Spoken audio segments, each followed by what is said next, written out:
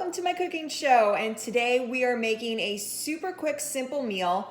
Not that I really need to demonstrate how to make it, but just for those who are going gluten dairy free for the first time and you're not familiar with some products, I thought I would go over that part with you. So tonight for supper, I am making a beef stroganoff.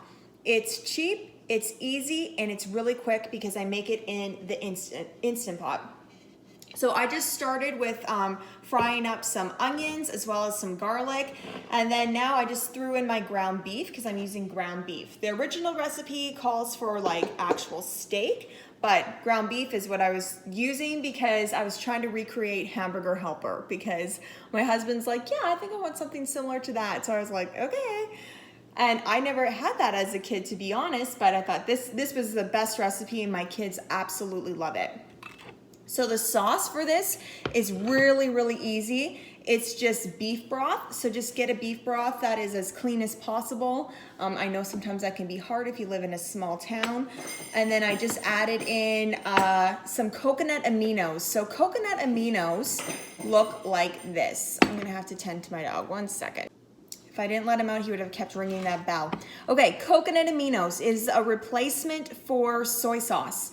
So soy sauce contains soy and gluten. So you can do a gluten-free soy sauce, which would be tamari, but it still contains soy, and my family can't have soy either. So we do coconut aminos instead, and we love them. I don't particularly love it like, you know, over rice like a soy sauce, but if it's mixed into anything, I quite enjoy it. So beef broth, the coconut aminos, and then I just add some spices, which, oh yeah, I should say red wine vinegar and garlic and onion powder. That's it. And some salt and pepper. That's all it is. I'm gonna pour it on into the Instant Pot. I'm gonna cook it for about 20 minutes, I think it is again. I haven't cooked this for about 15 minutes. And that is it. And I make gluten-free pasta on the side. You can do rice cauliflower if you want to do that instead, or just plain rice, but I'm a big noodle fan, so we're going to do gluten-free pasta.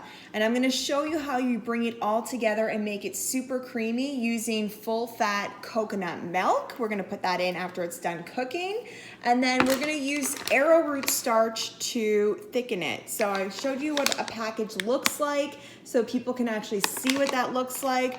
You could use, you know, cornstarch, except if you are having issues with gluten. Not everyone does well with corn. So my family doesn't do super well with corn. So that's why we use things like a tapioca starch or an arrowroot starch to thicken things up when we need to do that.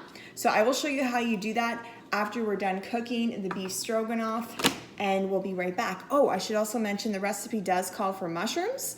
My kids hate mushrooms and they refuse to eat this if there's mushrooms in it. So for my husband and I usually cook mushrooms on the side in a frying pan and then we add it in. We can do it that way. I know I go out of my way for my kids sometimes, but I don't even have mushrooms tonight. So we're keeping it pretty simple and we're doing a totally separate vegetable tonight. Okay guys, we're nearing the end here of cooking up this beef stroganoff. So I just used gluten-free pasta. This is not the usual brand I always use, but is the one that I grabbed. Super simple. And then once the pressure is released, I just mixed up ½ a cup of full-fat coconut milk and 3 tablespoons of arrowroot starch. Now you're supposed to mix it in water, but honestly, I just mix it right into the coconut milk and it's worked every time for me. You want to use though full-fat coconut milk because you want it to be nice and thick and creamy. If you use the one from the carton, it's not going to be as like creamy. So highly suggest that you actually get the full-fat coconut milk. Then you just dump that right in. I like to put it back on the saute mode for the Instant Pot. That's when it's going to get all nice and thick. You just want to let that cook out for a couple of minutes.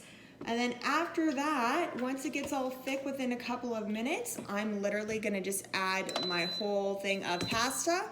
And that's it. It's super simple and delicious. So I'll show you what this looks like in just a moment. Okay guys, here is the finished product. So I added in my pasta and there we go. It's all nice and thick and ready to go and dish up. And we're gonna serve this along with some salad tonight.